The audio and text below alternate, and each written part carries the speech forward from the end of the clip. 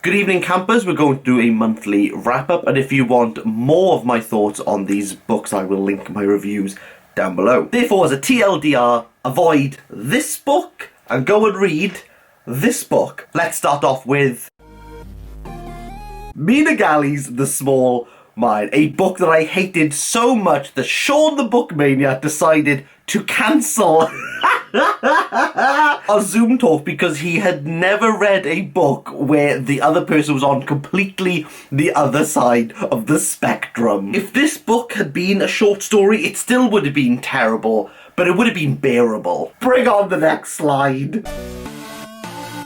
I mentioned in the review this was a library copy, and I'd never heard of it before, but the testimony of Taliesin Jones was a bit of a surprise. It's not going to blow your mind, but if you're looking for an easy book that you could just lull into and read over the course of a weekend, this book will do it. Pleasantly written, coming-of-age story, and a book that you might not have heard of.